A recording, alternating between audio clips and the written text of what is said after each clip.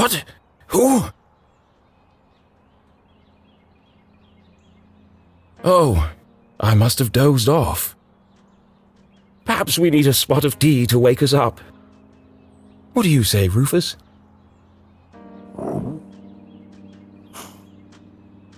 Yes, quite right. Better get back to work. This book won't write itself. Maybe I should start somewhere easier. I'll come back to the prologue later. The sun rose over another perfect day in picturesque Arthurton.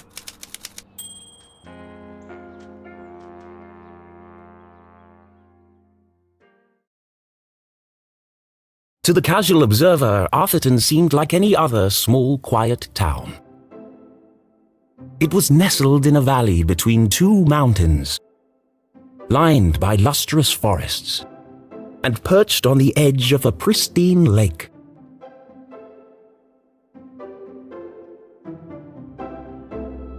It had a main street with all the essentials, including a place to sip coffee. It had schools, a college, a church, and a police station. It even had a museum no one ever visited. It was the kind of place you might find anywhere on your travels. Typical, maybe even forgettable. But there was one thing in Arthurton that was unlike any other town in the whole world. Actually, it was a girl. Her name was Jenny LeClue. And she was the world's greatest detective.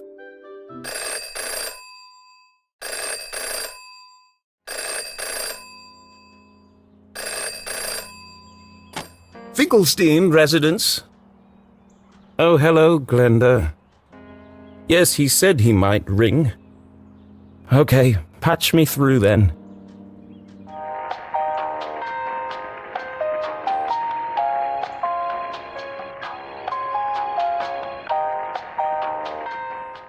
Richard? Yes, I got it. I did, and my answer is no. I understand that, but... Well, yes, of course, but... No. Nothing is settled. I'm not going to do it. It goes against everything my books stand for. No, not yet, but... If I could just... Please, listen to what I'm saying.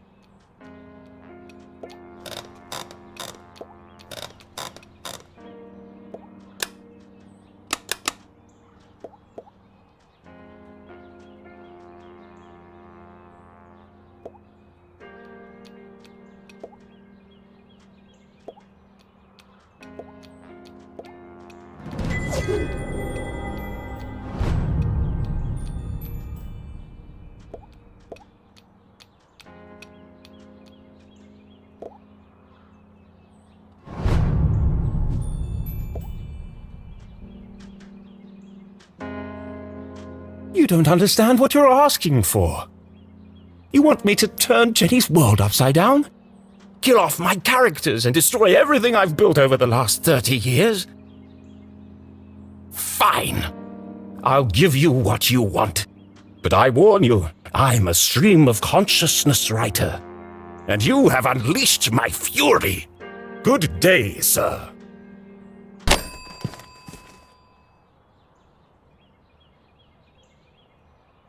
Boring? Predictable? Pah! Well, if it's murder they want, it's murder they'll get.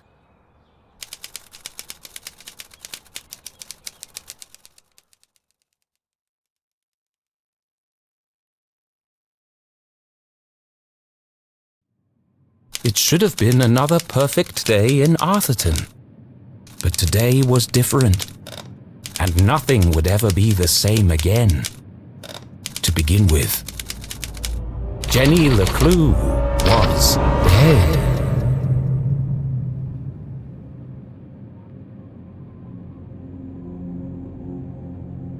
Her skin was pale, her eyes glassy and frozen. What cruel fate had befallen our beloved detective?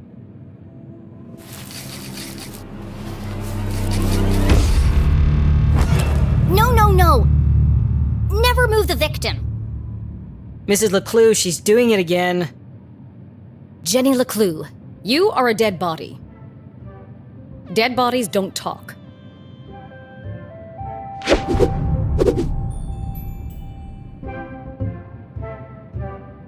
But he's doing it wrong! As wonderful as it would be if all cadavers were so talkative, we must deduce the cause of death without their help. With only the evidence laid before us, we build a picture from the fragments left behind. We collect clues, interpret the data, and solve our puzzle one piece at a time, until it feels as if the victim is speaking to us. But Jenny is right, Jonathan. You mustn't disturb the crime scene. Vital evidence could be lost. Sorry, Mrs. LeClue. Okay, you've all had a chance to study the body? Who can postulate how she met her demise? Ooh! Me! I think it was an accident? Yeah, she obviously wasn't looking where she was going. So she slipped on the wet floor. And cracked her head open. Like an egg. And then she bled to death. Really? How can you tell? Well, there's a giant pool of blood around her head. Yeah, I know. I was being sarcastic. Oh. Actually, you're both wrong. What? It was cold-blooded murder. Murder? Don't be ridiculous.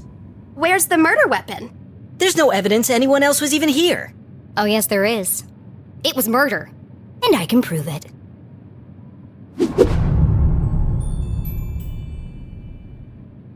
Jenny had read all the books. She'd absorbed all her mother's teachings. But there was nothing quite like getting your hands dirty. How many people get the chance to solve their own murder? The first step in any good deduction was collecting evidence. Seemingly insignificant details could provide a vital piece of the puzzle. First, I'll search the crime scene for clues. Then she'd analyze the data, and finally, Deduce the real cause of death.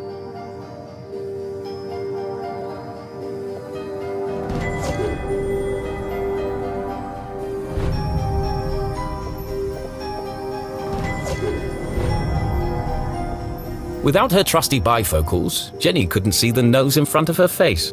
They were her window to the world and the lens through which she focused her keen detective vision. The victim has a green smudge on her lips. It's not lipstick. There's no doubt the victim lost a lot of blood. Jenny's blue sweater was scruffy and quite uncomfortable, but her grandmother had knitted it, and so it was her favorite. The more it itched, the closer she felt to her. Approximately 8 sizes too big and covered in mud. The floor is wet and slippery, but also immaculately clean. What a waste of perfectly good coffee. Jenny's love for coffee was almost as strong as her passion for crime solving. Chalky green residue on the rim. Smells like burnt matches.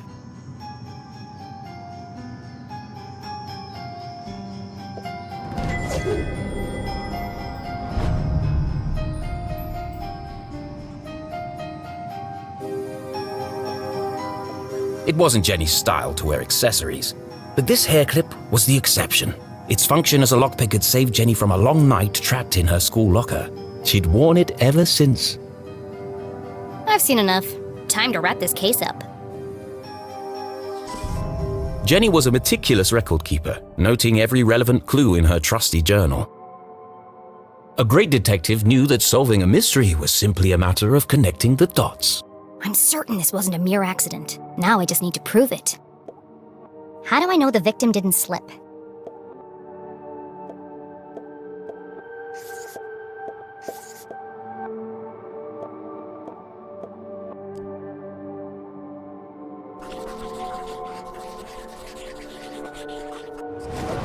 The victim's boots are filthy. They should have left big muddy footprints on the floor. So where are they?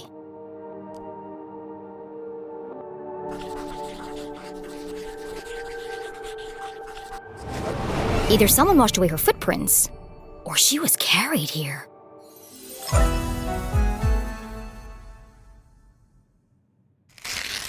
Okay, that proves she didn't slip. So how did she actually die? What was the real cause of death?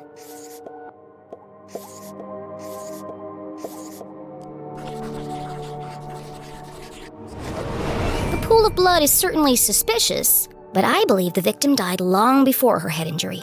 I just need to prove it.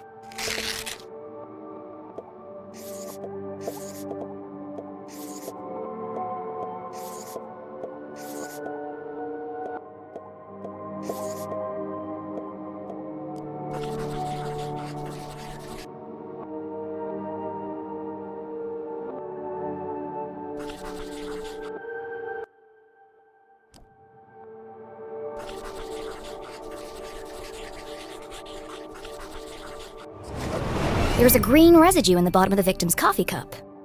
It smells of burnt matches. Phosphorus. Also found in common garden fertilizer.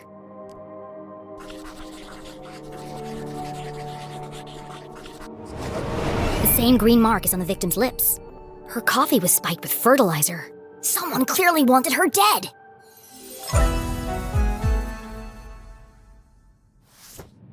Ah, the case of the dead lab assistant. Gone before her time.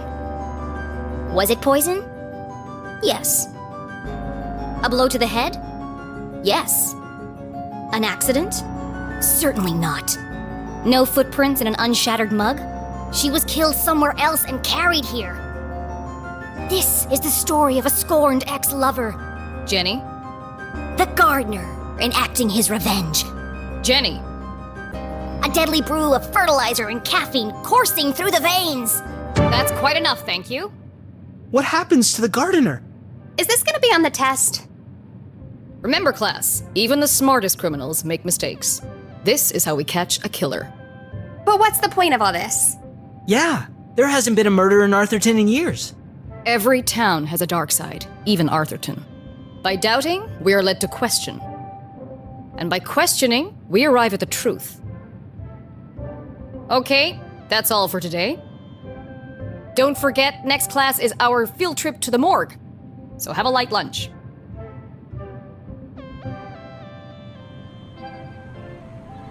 The students need to think for themselves, Jenny. That's why they're here at Gumboldt. To learn. I just figured we all had places to go. Speaking of which, And where are you off to, young lady? I'm a dead body mom, remember? Dead bodies don't tell. See ya. Wait, before you go, I have something for you. Cool. What is it? If I told you, that would spoil the fun, wouldn't it? The LeClues didn't simply hand each other presents. They hid them. It was a family tradition, and Jenny had developed a sixth sense for finding them.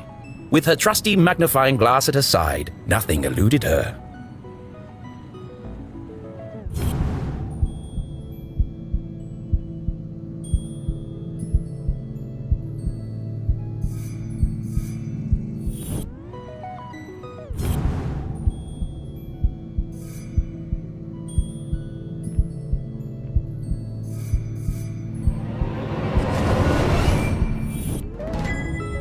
A new journal.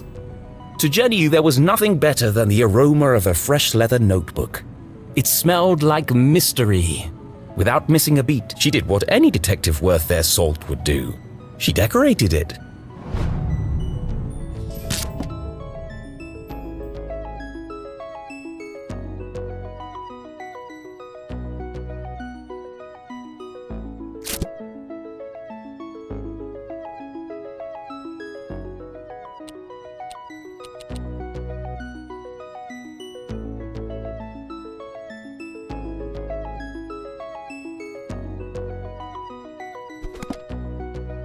A new journal meant new adventures.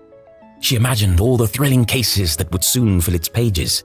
And on the first page, her mother had written an inscription. A great detective never gives up. Love, Mom.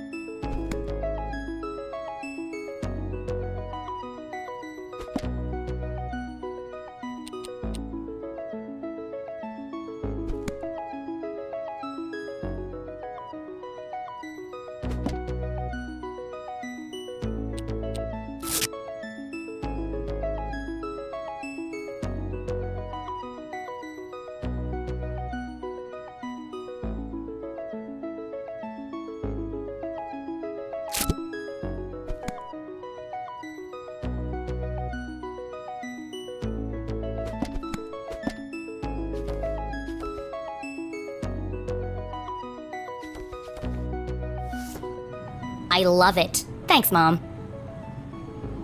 Jenny, I wanted to talk about, to say, Somewhere in the back of Jenny's highly caffeinated brain, an alarm bell was ringing.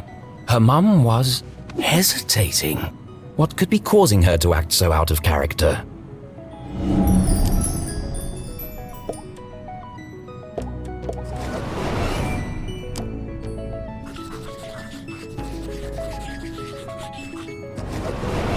Crossed arms. Furrowed brow. Jenny saw it coming from a mile away. Her mother was about to get Emotional. I've really gotta go. No, Jenny, wait. I need your help. What? Really? Jenny couldn't believe her ears. It was extremely unusual for her mother to ask for help. It must be something very important. Tracing the steps of a deranged killer? A cold case that only someone with Jenny's expertise could solve? I've misplaced the students' essays on decapitation. See if you can find them for me before you leave. I have to run. Wow, the case of the misplaced papers. Are you sure you want to trust me with such a complex task? I have no doubt you'll be able to find them. They're around here somewhere. Jenny was unsure if her mother was unable to detect sarcasm or just really good at ignoring it.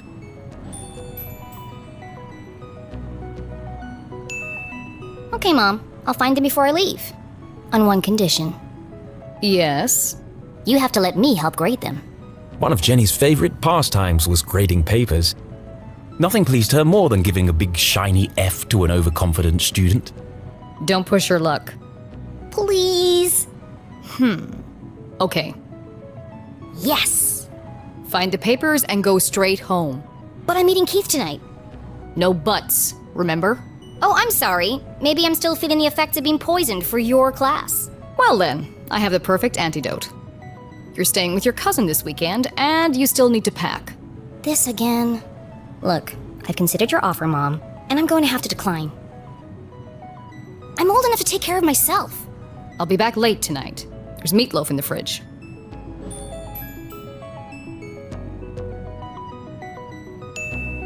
Late again? What are you up to? Jenny LeClue, it's been a difficult week.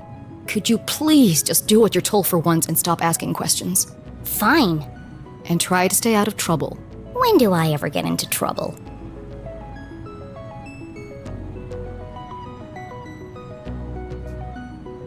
All right, let's find these papers and get out of here.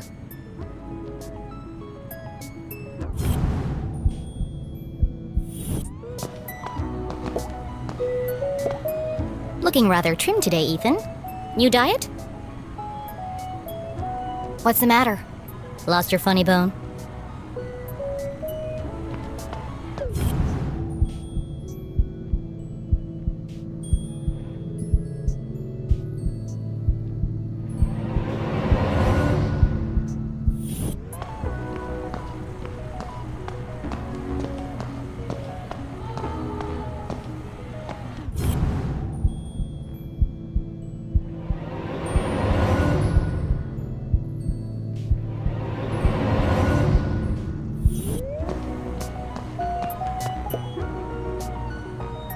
Becoming a great detective took more than book smarts. You needed real-life experience, and Jenny was always on the lookout for a chance to get her hands dirty.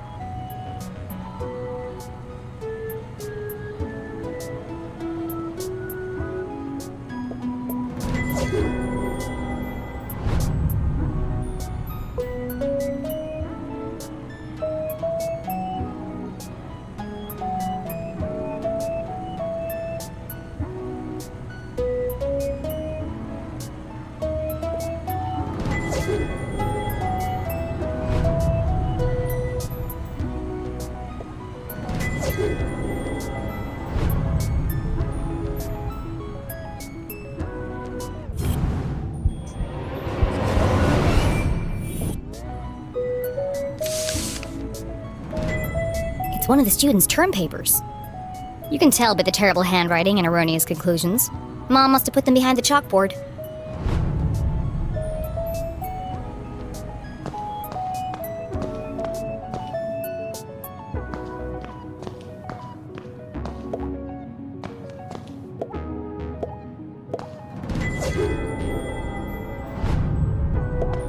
Please do not touch. Someone must be running an experiment.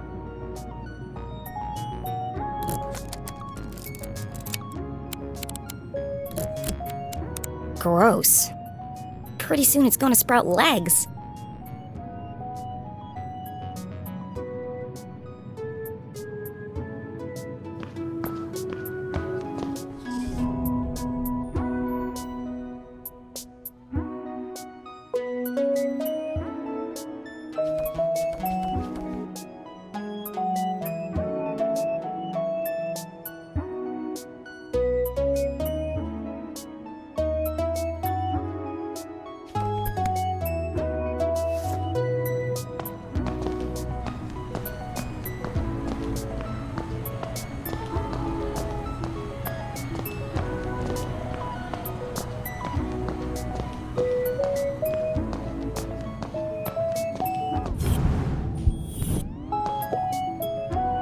One of Jenny's earliest memories was making raspberry jam with her mum. It's the perfect substitute for blood in class demonstrations. And better tasting than the pig's blood the textbook recommends.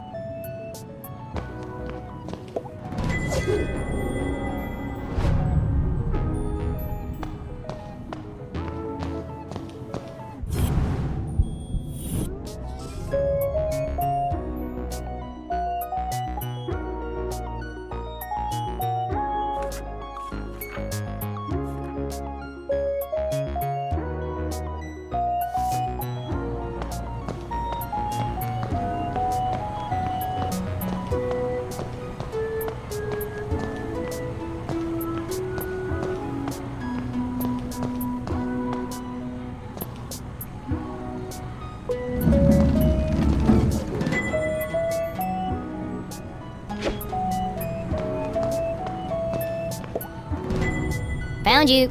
Time to get out of here.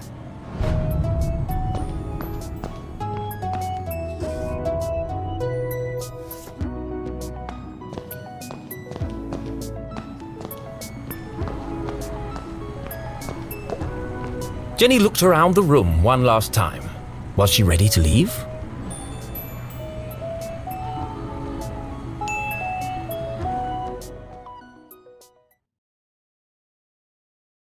Okay, so she wasn't really dead. That would be silly. No, Jenny was alive and well and ready for another perfect day in Arthurton.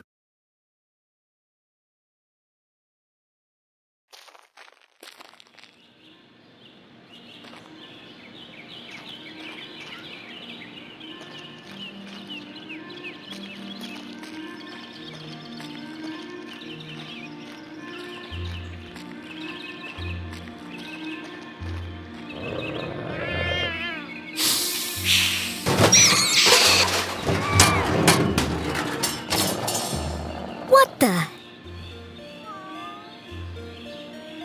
What a mess. I should investigate.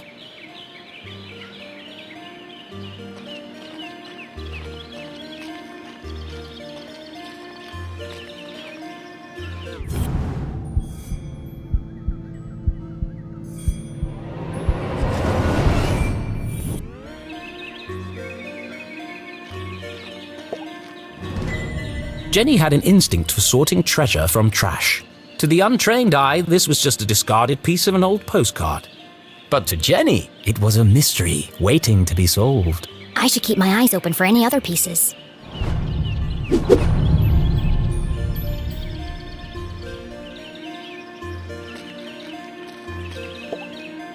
The notice board was awash with flyers, personal ads, and the occasional piece of gum.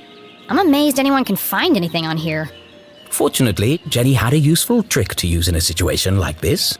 Mom always says, a great detective eliminates the noise. Focus on the details, and you'll find clarity in the chaos.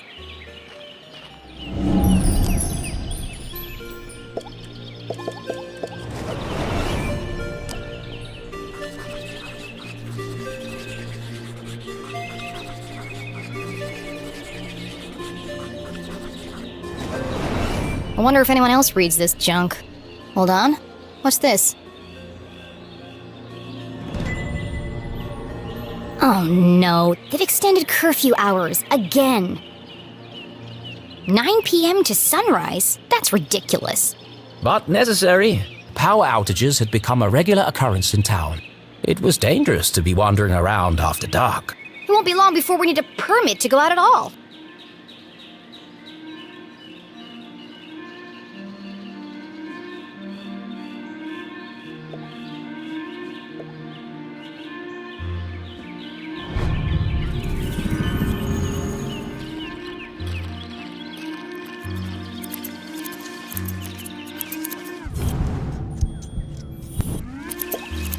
Hey, you! Oh, hi there! What are you doing back there? Well, I was pruning, but then I discovered this cerulean bugberry bush. Discovered? These bushes are all over Arthurton. Actually, this is an incredibly rare bloom. There's nothing rare about Arthurton. I beg to differ. Arthurton has many beautiful and exotic plants. Really? Like what? Mushrooms with eyes that glow in the dark? Berries that emit a bioluminescent mist? And flowers with nectar as sticky as superglue? Where? I've never seen any of those things. Well, believe me, they do exist. I've had the pleasure of seeing them up close. That's one of the privileges of working for Dean Stroudsbury in his greenhouse. Anyway, I should get back to work. I want everything to be perfect for the Dean's retirement celebration.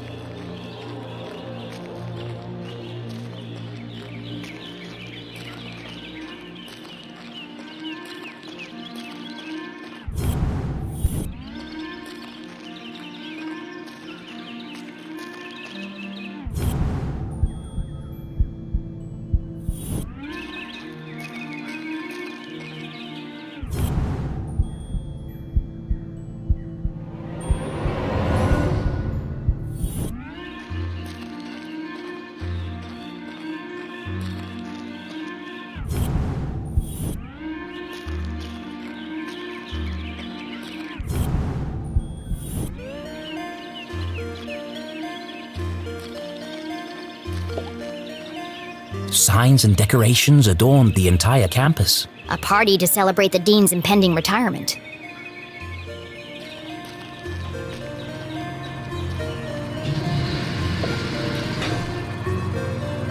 Left! Left! I said left, damn it! What part of left are you having trouble with? My left or your left? My left! Obviously, I mean my left. Why would I mean your left? So you want me to move it the other way? Yes. Nothing would make me happier. If you're not careful, we're gonna have Braun's brains all over the floor. They seem busy. I should probably lead them to it.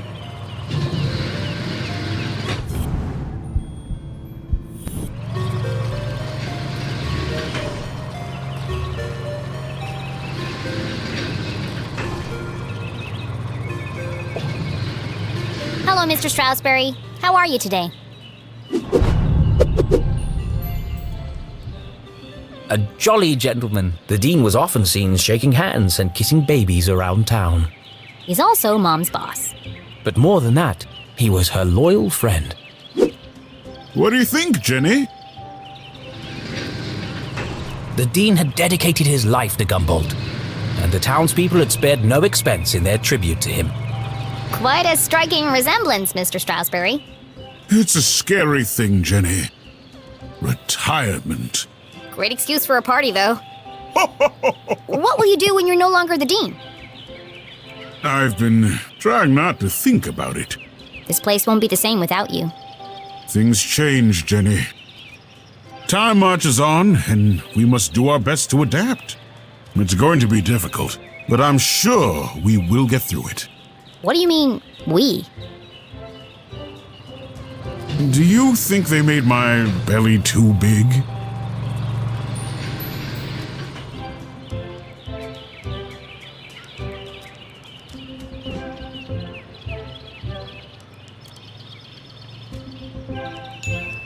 It's probably just the perspective, Mr. Stroudsbury. You are a clever one, Jenny LeClue. Speaking of which, have you been practicing your detective skills? Have I? Of course, always. Well then, I have a challenge for you. I bet you can't guess what I ate for breakfast. At last, a real challenge for Jenny. A fiendishly difficult puzzle that would take all her wits to solve.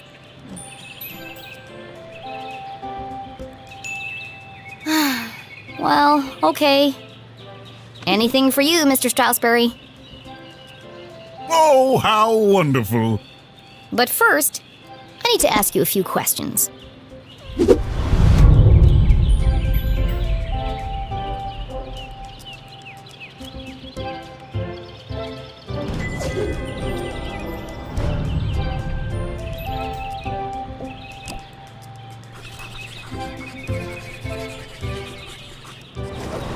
The Dean was a big fan of the Gumboldt moonbeams, and not just because his son was a prominent figure on the team. Well, a bench warmer anyway.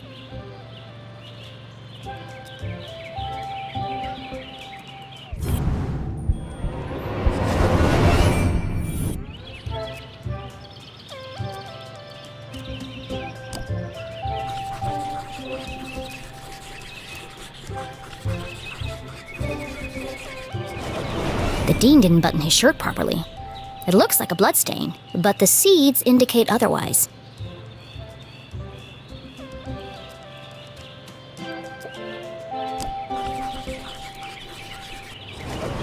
For the Dean, being covered in plant life was not unusual. His work as a botanist was renowned. Looks like you're carrying some extra baggage today, Mr. Stroudsbury. Well, I do have a lot on my mind. I was referring to your legs. Oh, thank you. I have been doing my daily calisthenics. No, I mean the sticky stuff on your pants. What? Oh! Hitchhikers. I've been working on a new orchid hybrid in my greenhouse. They're beautiful, but the leaves are quite clingy. I will say, I am looking forward to spending more time in the dirt.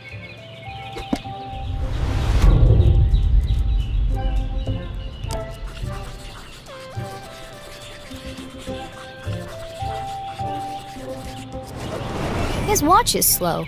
That's unlike the Dean. He's usually very punctual. Your watch is 45 minutes slow. Is it? Oh my. That explains why there was no cheesecake left in the cafeteria.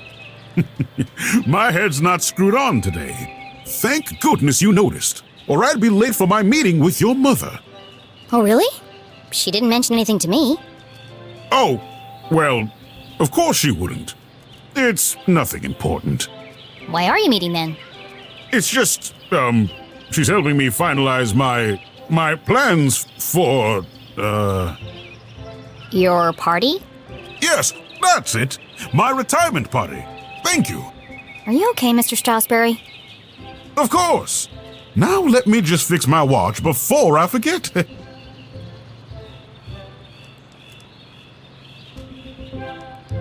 Now, where were we?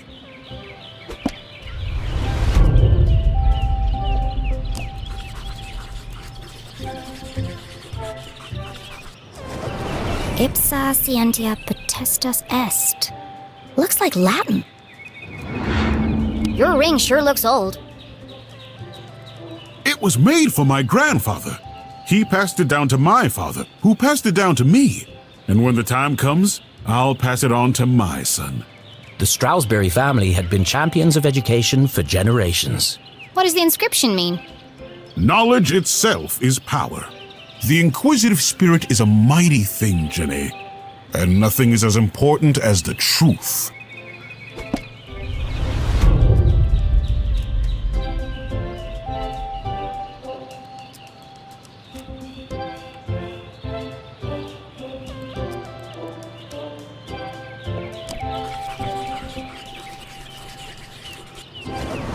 Looks like he accidentally put a spoon in his pocket instead of his pen. It's got a coffee stain on it.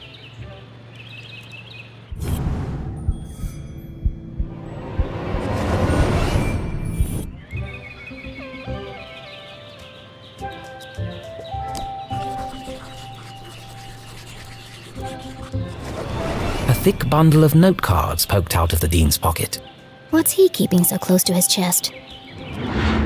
You've been making a lot of notes, Mr. Stroudsbury. Oh, I was intending to make a speech on Saturday. Why have you scratched out so much of it? Your mother suggested I keep it short. And quite right, too. I must have rewritten it 20 times by now. I just can't seem to find the right words.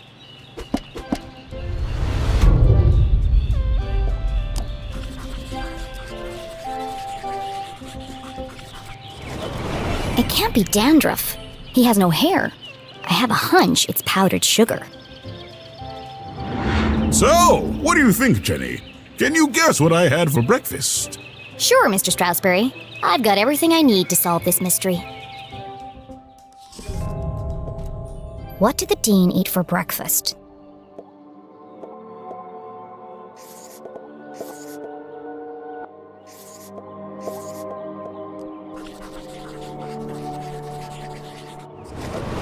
That's not right.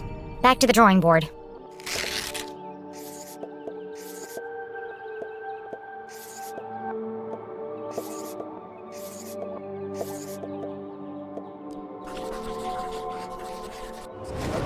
Nope, that's not what I meant. Let me try that again.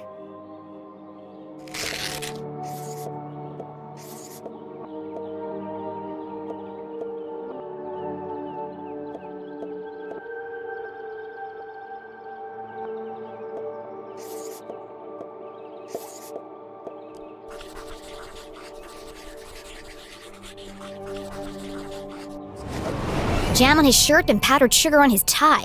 The evidence points strongly to the Dean's breakfast consisting of 1, maybe 2 donuts.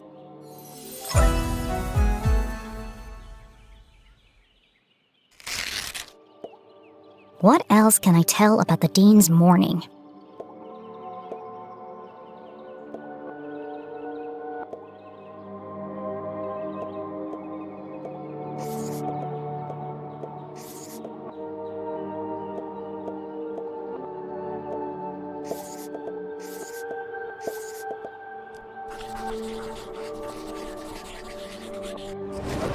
No, that's not it. I'm missing something.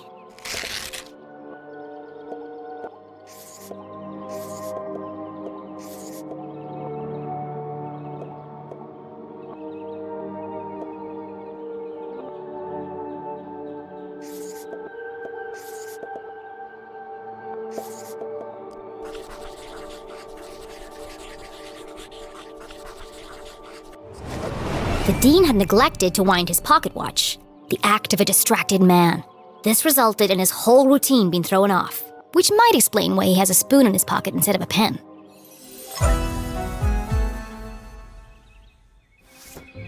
You had a donut for breakfast. Yes? I'm guessing...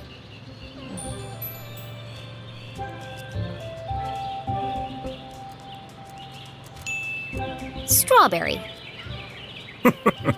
How did you know? That part was easy. You always have donuts for breakfast. But something else caught my attention. Oh? I think you have something on your mind, Mr. Strasberry. You are usually a picture of precision and punctuality. But today, there's a spoon in your pocket and your shirt button is undone. My, you really are a LeClue. Your father would be so proud. Thanks. Well, I should be going. I'm meeting your son by the lake. And I'm meeting your mother in the library. What a small world this is. Too small. A perfectly small world with everything in its right place. Who would want to change that? Pardon? Nothing. See you on Saturday. Oh, yes. Until we meet again, Jenny LeClue.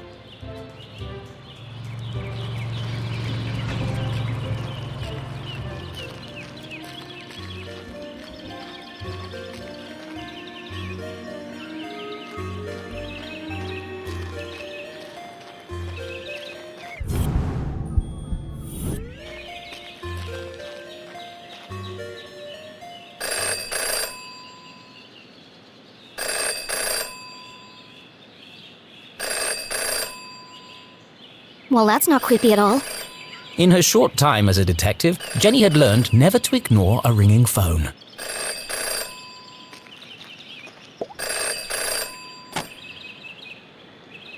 Hello? The dog barks loudest before the dawn. What? CJ, is that you? The dog barks loudest before the dawn. Really? This again? It's me, Jenny. We don't need to do this. I have no idea who you are, and I know no one by that name. The dog barks loudest before the dawn. Fine.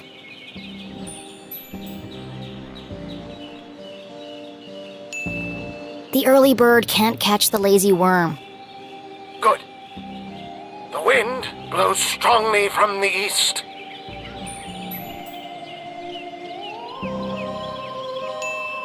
A watched pot feels very self-conscious. Excellent. The evening sky is full of fireflies. The last donut is the tastiest. Aha! Jenny, it is you! Of course it is! I need to meet with you right away. Okay. Where do you want to meet? This place will do.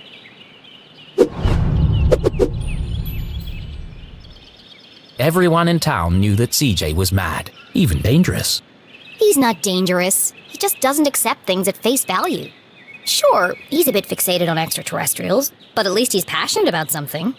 CJ and Jenny certainly indulged each other's obsessions. But most of all, CJ treated Jenny like a colleague. And not a little kid. CJ, why did we go through all that if you're right here? Can't be too careful. Are you sure you weren't followed? Who would be following me? Shh. This place is compromised. We don't have long to talk.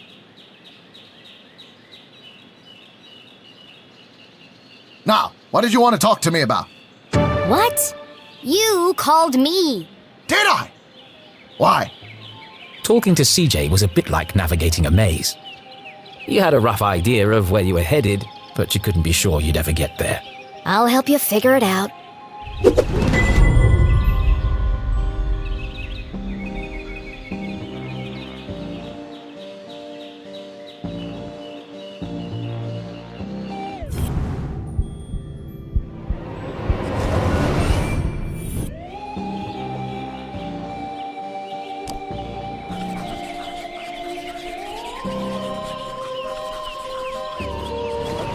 I knew he was hiding something.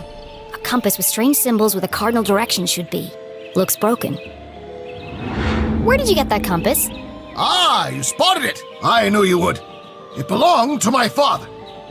He left it to me to find the truth. You're not going to find anything with that. The needle is wandering all over the place. A bit like you. It's searching For what? for them. It's this town, Jenny. It's Arthurton. They're here, among us, and this proves it. Or it could just be broken. Could be. I guess we'll never know.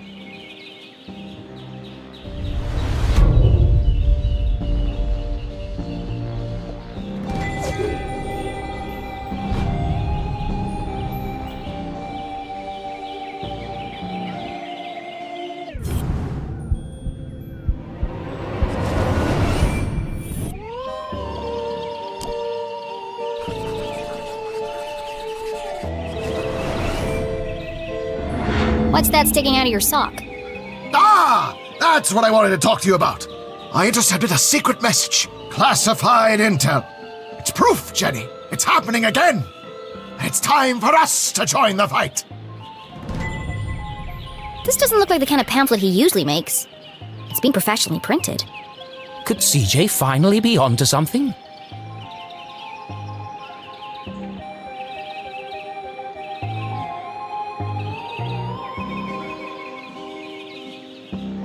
Oh, it's just part of a cereal box. A cereal box from another space-time continuum? Nope, just a regular cereal box. It's an ad for a toy. But why? Why would it just be lying there in the trash? I'm sorry, CJ. There are still great mysteries out there to solve, but this isn't one of them. Jenny had uncovered why CJ had contacted her, but something else had caught her eye.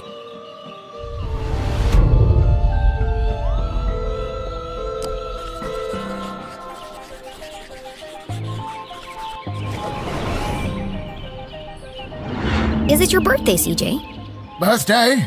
Whose birthday? Clangson's birthday. But Clangston died on his birthday. Assassination? Possibly. Abduction? Almost certainly. CJ, the card? Oh, this. It's for you.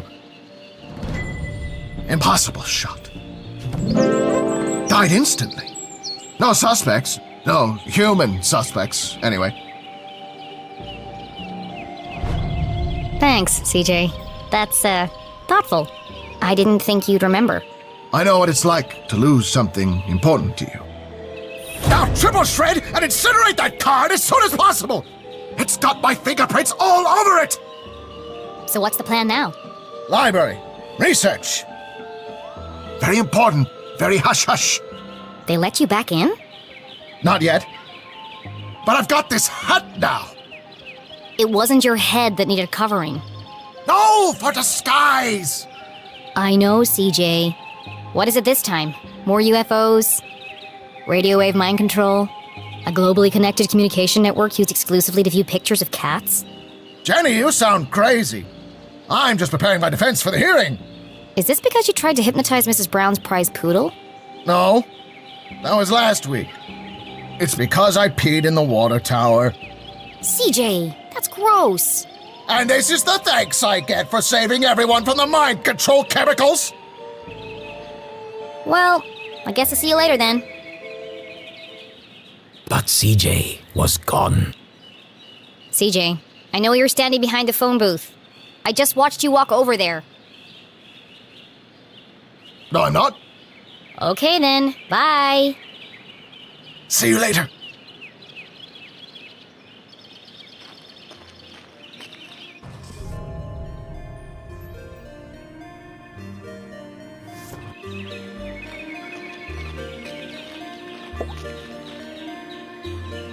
Hey! Ah! Damn, that's the third time today. Oops. Hi, Jenny. Great job solving that case today. It's really cute the way that you and your mom work together. I wish I was that close with my parents. Enough chit-chat. Got anything new for me? Oh, yes. This is the real deal, hot off the press. I haven't had a chance to distribute these yet, so keep them to yourself. Ada and Jenny belonged to one of the oldest societies in Arthurton. An eclectic band of treasure hunters, collectors, creators, and dealers. Together, they were known as Sticker Club. For generations, Gumboldt students had been hiding and finding stickers all over town. Officially, Jenny was too young to join, but she'd found so many stickers on her own that they'd made her an honorary member. Let's see. Nice crisp edges, rich colors. Very tacky. Thanks. I spent all week making these. If only you spend as much time in your schoolwork, you might not be failing my mom's class. Jenny thought to herself. It's to celebrate the dean's retirement. I'm super sad that he's leaving, but... It's a perfect reason to make new stickers. Exactly. Oh, we're going on an epic sticker hunt before the dean's party. You should join us. Even if Jenny had wanted to join them, And I don't. she knew she'd be stuck with her cousin all weekend. Thanks, but I work alone. Oh, okay. See you around, Jenny.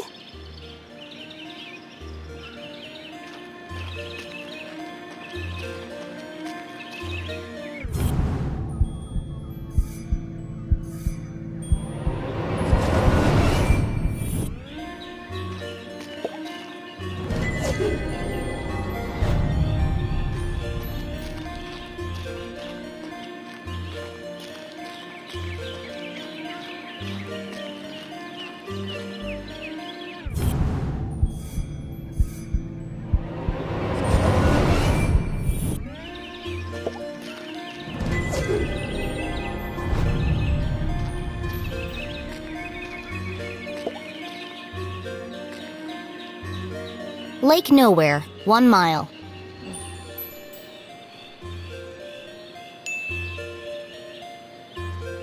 Lake Nowhere, 1 mile.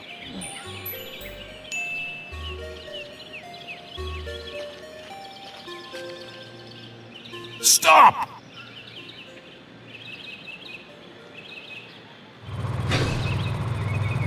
Perfect. Hold it right there. Okay, let her go.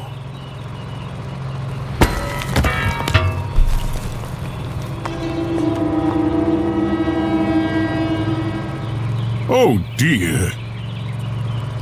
That was ominous.